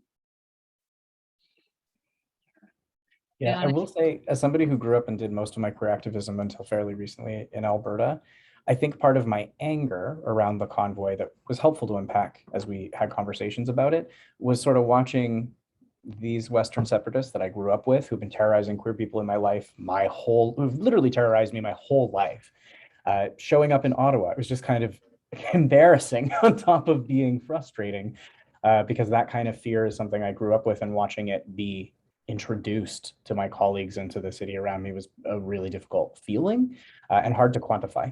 But it was that, like, in my lived experience, these kinds of people have been terrorizing me my entire life. And watching them be legitimized in the media and with this platform was pretty galling, from a completely different level than just the action itself. It was sort of this movement has been building since the 80s, and queer people know, because these people are the people that hate us the most, and they've been working on this movement for decades, and like, we know. But it feels like other people are finally starting to take them seriously, which is, maybe that's a positive out of this ultimately. But I've always known these people were dangerous. Watching them parade around and attack people wearing masks was brutal in that way. But hopefully this creates legislative change, and we can start addressing and naming white supremacy and these kinds of movements and treating them like the domestic terrorist organizations that they are. So that's I'd love to see that for the country, because this is not a new problem. It's just been localized for a long time. Thanks, James. The poll is up if everybody just wants to take a quick peek at it, see where most of the people are coming from, and some pretty cool questions and answers, actually. So it's up if you guys want to take a peek.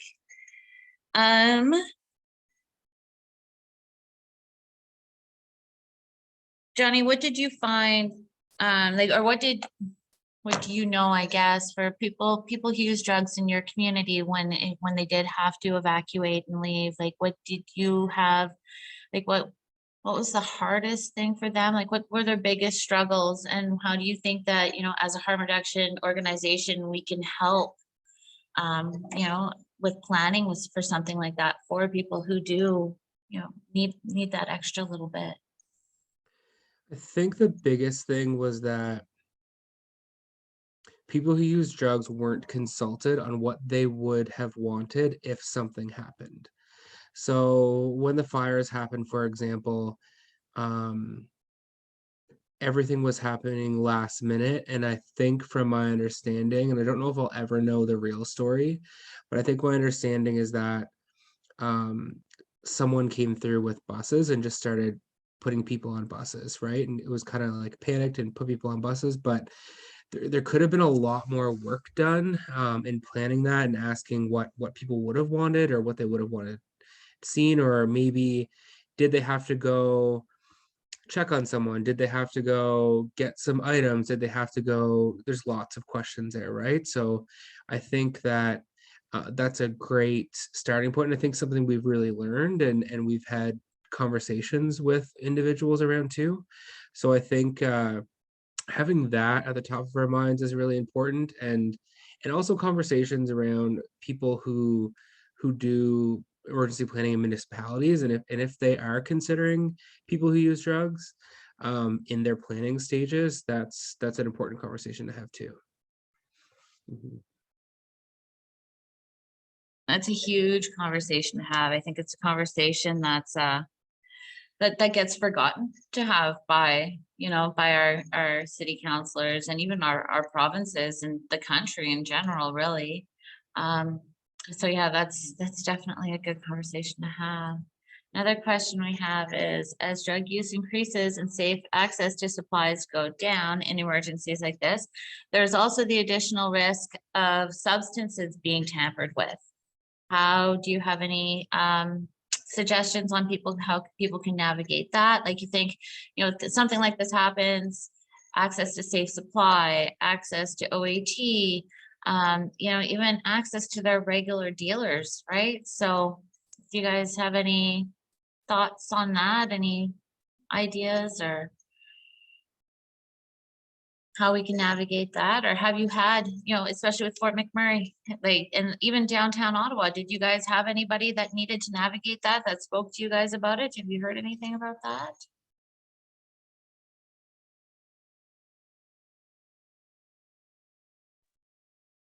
I mean, what I can say is that I think with our harm reduction dispensing during that time period, I think the demand for our fentanyl testing kits peaked a little bit. Like, we did have a bigger demand for them for the short time that like the convoy was here. Other than that, like, we don't have drug testing available in Ottawa, so that it wasn't like that service would have been interrupted. There isn't like ongoing drug testing available in Ottawa at all. Oh, in really? any part of down it. There is one, like Sandy Hill Community Health Center has it, but unfortunately, like, I don't think they were ever given the funds to be able to like maintain the machine to keep it functional. And it's just been one of those things where like they have one, but it's not consistently usable. So there's just like there's no consistently, like, I don't think we've had a report from public health on the drug testing since like 2019. Wow. 2018. Like, it's like, yeah, drug testing in Ottawa is not really a thing. I think we're one of the few places that have fentanyl testing kits in Ottawa. And even then, we're being like, a conversation I had with a community member during International Overdose Awareness Day was like, we don't even need those tests anymore. We need strength tests, because we know that it's in the supply. It's not about whether it's there or not. It's how strong is it. So like, even that, like, we know that drug testing in the city is like it's a really hard thing to get in Ottawa. Wow. I didn't know that. I didn't realize it was so hard in Ottawa to get drug testing. That's, you know, it's no better here in the Maritimes though, but we're getting there, right? Like, we're just pushing and pushing forward. Another question here says, for all of you is, what about folks that needed access to prescriptions during the occupation? Were they impacted, and do you know how it was addressed?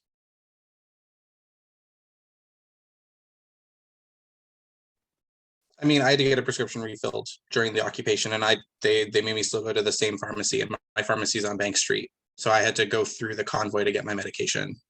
Oh wow. Yeah, Okay. the pharmacy didn't offer relocation or anything. They were just like, this is where your meds are, go pick it up. Wow, that's not fair.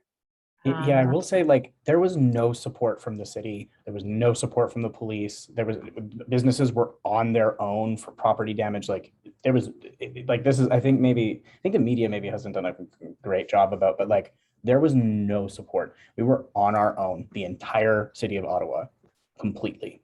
So there were no provisions. If we weren't making decisions about how to manage this, no one was going to do it for us. And that was something we realized very quickly. Yeah, I have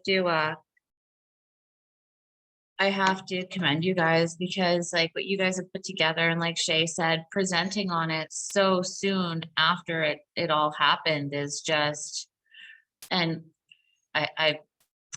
Matt, I totally know, like, the honking of the horns and the hollering, and James, you too, like those triggers, right, from those different things are definitely they're not fun. So yeah, like I said again, I would have been inside. The fact that you guys kept moving and kept going is phenomenal. We have another question. How do you maintain mental health as a queer individual or sex worker who is experiencing frequent crisis situations?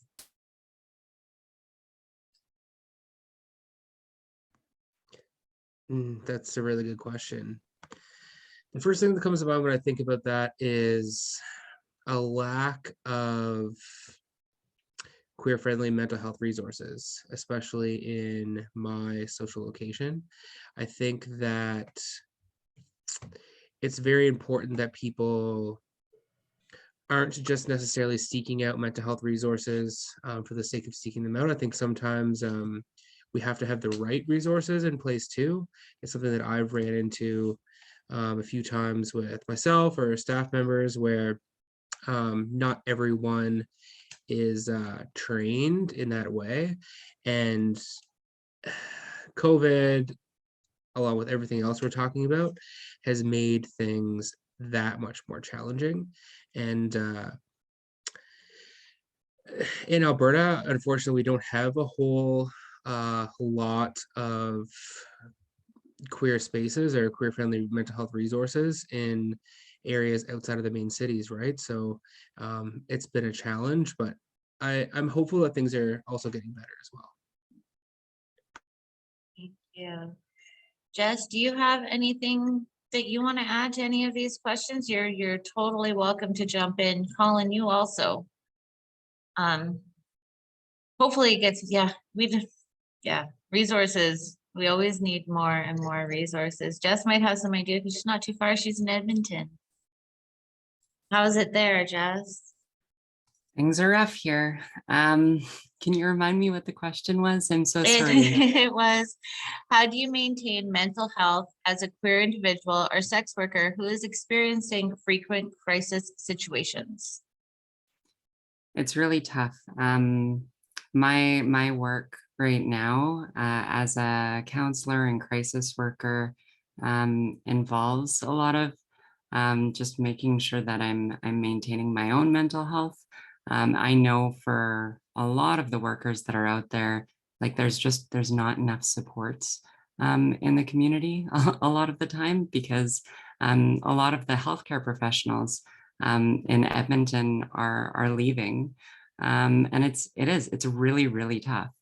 I used to be a sex worker as well, and I remember how difficult it was back then, even though there wasn't all of these crisis situations going on. I think the number one thing is just making sure that you have someone in your life that you feel like you can just debrief with, that you can talk with. No one person's coping strategy is ever going to be the same.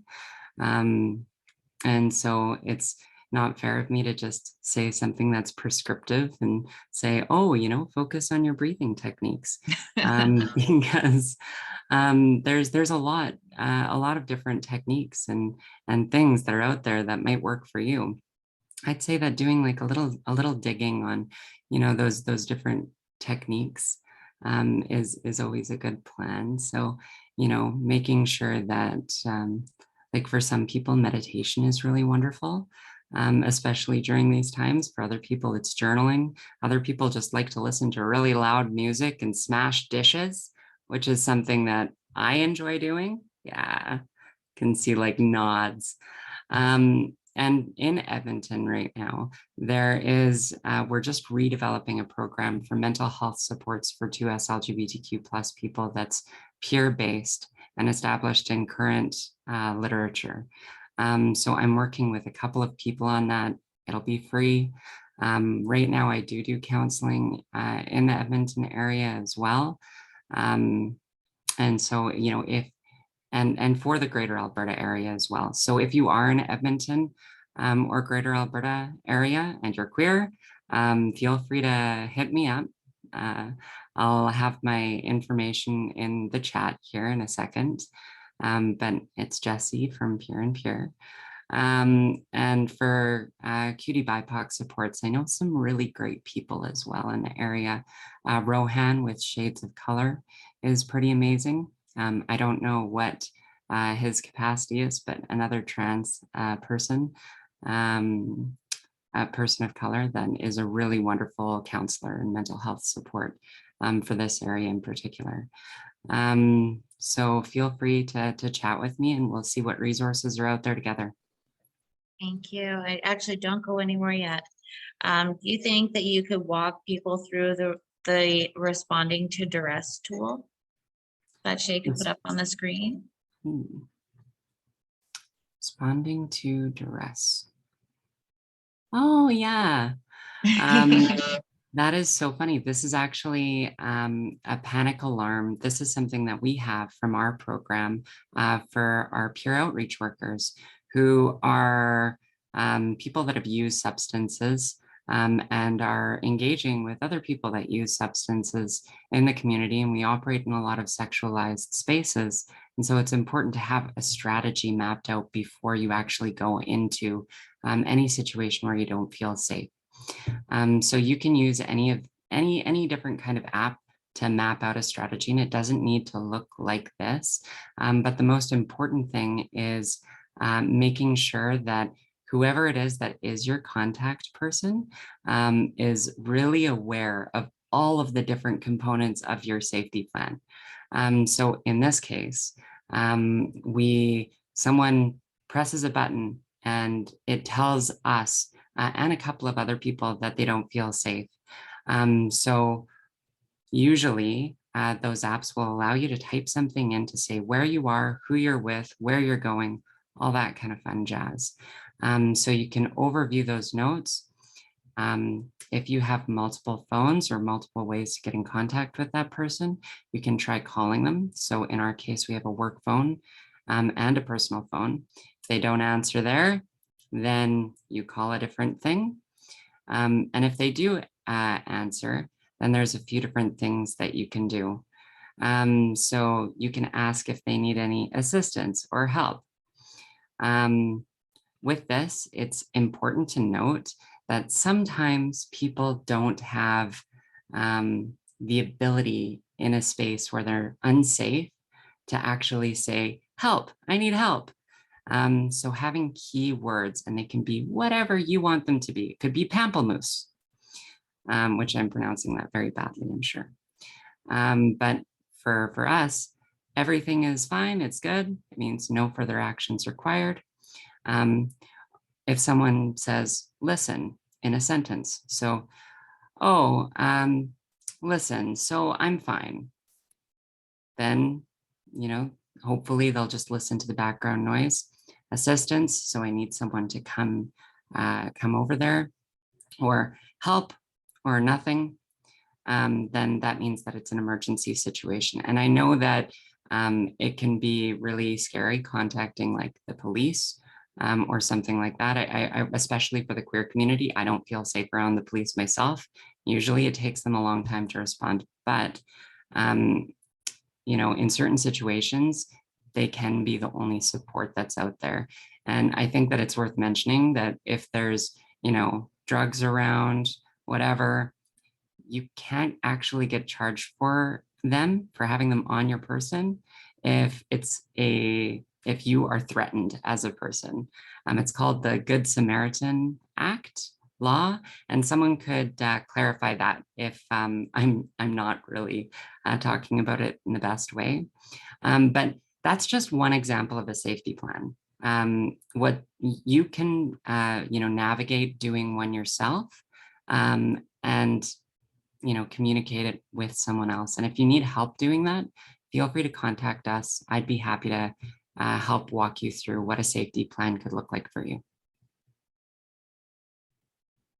That was amazing, like phenomenal. I didn't even know you had that. Yeah. Good on you. That was a surprise.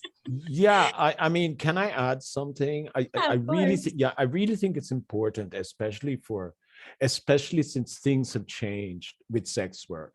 In many cases, they've now gone more online, or because of the whole pandemic thing.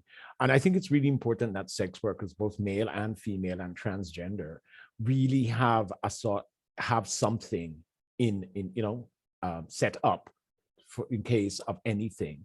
I'm hearing all sort of horror stories of male sex workers who are being raped, because they have nobody. You know what I mean? And and a lot of them are young, you know, having run away from home or been in an abusive, you know, sexually abusive relationship, or having gone through the CAS, which I think is something that should be shut down and just fucking repaired from top to bottom. But yeah, these are some of the things I'm hearing. And I really think it's important that, you know, they set up some sort of mechanism so somebody can check on them at some point in time. And I go back to the chap who murdered all of those young men in Toronto a couple of years ago. And I actually knew one of the young men. And I remember going downtown and asking somebody if they'd seen him, and they said no. What we didn't know was he was already dead, you know? So just things like that, just trying to see if you can find a way for them to check in. I mean, I know they're homeless. I know, you know, they're the lost souls. But if there's a number that they can call maybe once every 2 weeks or something, or, you know, something, I really think we need to set up something along that lines. I know there's resources in Toronto. There is Maggie's and others for female sex workers. I don't think Toronto really has anything for male sex workers, but I really think most cities should be setting up something for both in so many ways. Thanks. Yeah. That's such a good point, Colin. It's so important, right? Not everybody has somebody to reach out to. And we do have hands up. James? Yeah, I just wanted to offer, in case folks aren't aware, Max does operate a program called TomQ, which is responsible for Toronto, Montreal, Ottawa, and Quebec City. And it's a program specific for male identified and queer sex workers. And so that we offer resource and programming, but we also offer a back-end private section of the website with a bad date list and resources specific for sex workers and some other supports. And that program is entirely operated by a staff member from lived experience. So we do have that available. I know it's a bit rare, but we cover 4 cities with that program. And so please reach out if we can help. We'd like to. Thanks. Jesse? I just really wanted to emphasize the importance, and I kind of forgot there, about making sure that, you know, if you're meeting a John or whatever, make sure that you're meeting them in a public place. Don't just go up to their room. It's not worth it. I've been there and I've not wanted to lose a client before. And so I'll just go wherever they want me to go. But meeting them in a public space first, even if it's just a Zoom call, or Zoom call, who uses that these days? Like if it's a Facebook call or, you know, whatever, just seeing them and like navigating with them what it's going to look like before you get down and dirty is really, really important, because you never know what these people are going to be like, and things do change. So I just wanted to say that. Thank you. I'm really I love this panel. It's been so good. It's been amazing. I do have another question. So, okay, folks, what's the next step, right? So where do we go from here? Will there be a national best practices document developed and on this and shared with organizations? You know, are we going to see organizations, you know, reach out to each other to work together on something like that? Like, where do we go from here? Where do you guys think we should go here? Where do you folks think we should go from here?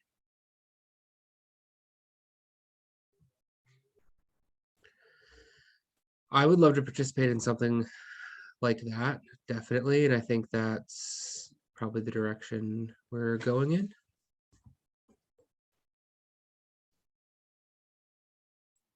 James? Yeah, I think maybe there's an opportunity here for the sector to share this kind of planning. If we're all now in the position where like we should do a safety plan, then maybe we should do it across the sector. Like I think we can share information, and there's opportunities for us to maybe collaborate on bringing in consultants and having a bunch of organizations get the benefit of that information. So admittedly, we're in the position to be building these formal policies and procedures right now because we need to. And so if we're all in a similar position with things happening around the world and Mother Nature not getting less mad at us for legitimate reasons, then maybe we could do this together as a sector. We'd have some consistency that way. And I feel like our plan would be better if we had more eyes on it, frankly. So I feel like that's a benefit. Another question. So safe calls are key in a lot of different places and spaces. Did either organization use safe calls as a way to keep their staff safe? Oh, sorry, my dog's at the office with me. I apologize.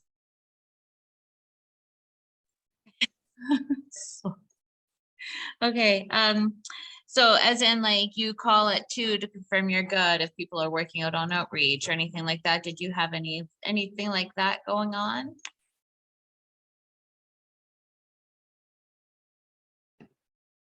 I mean, I would say it was informal. I've certainly requested people like send me a text when you get home safe. I want to know from the, if it's, Friday night at 9 o'clock and that's when the program ends, then that's not, but we don't have a formal policy, although Matt may have more structure than that.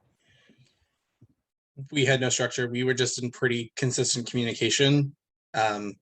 Like pretty much talked every day. So we were constantly in communication. But as James is saying, nothing was formalized. But in the future, that should probably be part of the plan, is having a check-in system when somebody arrives home and who they check in with and what happens if someone doesn't check in. Yeah, kind of where to go from there. And yeah, I agree. Shay, you're back. You want to say something and chat with us? Say hello. I think well, we're just getting close to the end. I know there was plans and maybe I'll go to history of why there's so many of us from the 2S LGBTQ community on this call today is actually because this Stimulus Connect Planning Committee was about to talk about harm reduction in sexual and gender diverse populations. So a Stimulus Connect. But what happened is when we convened that group of all these awesome folks, it became very clear that that's not what we wanted to talk about. We actually needed to talk about emergency planning. We needed to talk about how we weren't prepared. So this one Stimulus Connect is really about how organizations can plan. My understanding of the next one, and so forgive me because I was more worried about getting this one kind of figured out. The next part to this is really about how to support the people we work with, our community partners, the people who use drugs in our communities, the sex workers in communities. Am I getting that sort of right around a part 2? Jess, Colin? Okay. Yes. I did something early on where I turned other people's videos off because it was time, and now it seems you don't have any power to do that yourself. So I apologize for that. I wanted to thank you all for showing up and sharing us, and for Anne-Marie, thank you for really putting up with questions from so many different places today. Because I think you were getting them from text from those of us in the panel, because we can't use the Q&A because we're stuck. And then you got questions that we talked about ahead of time that would be good if nobody asked them. And then questions from the group. Does anybody have any last minute things they want to make sure they include? Any pieces that, Yeah, I think I have one last thing to say. And again, going back to the African, Caribbean, and Black communities, the bottom line is, it's not that we need allies per se. We need more than allies. We need you to advocate, because in many cases we can't. In many cases, we're not invited to those tables. And if we are, it's usually as a token sort of placement. So they never ever listen. So we need organizations like you to speak for us at times, because you are at the tables and we're not, allyship, the word I'm getting very, very worried about, because it's becoming very watered down of late. Allyship is not something that's selective. You can't be an ally on Monday and then Tuesday you decide you're going to go to a fucking game or some shit.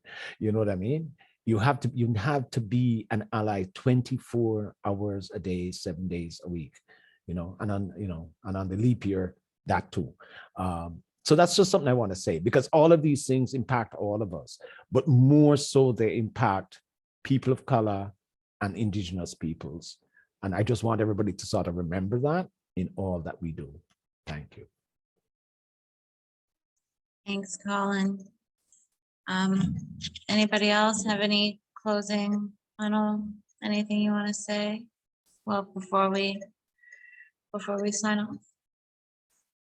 I'm going to take a minute and just kind of take a moment of silence and remember not just those that we've lost to the drug war or those struggling with the drug war, but for, you know, everybody just struggling in life in general, for the murdered and missing Indigenous women, children, and two-spirited, and just missing in general, and those struggling with life in general, because things are hard, right? The world is crazy right now, and you know, we're all affected in different ways. So I think that this moment of silence needs to be just to reflect on everything that's going around the world, and you know, pray for each other.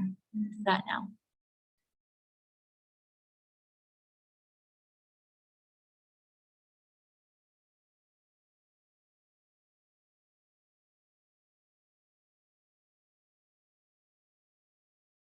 Hey guys, Shay, you coming back?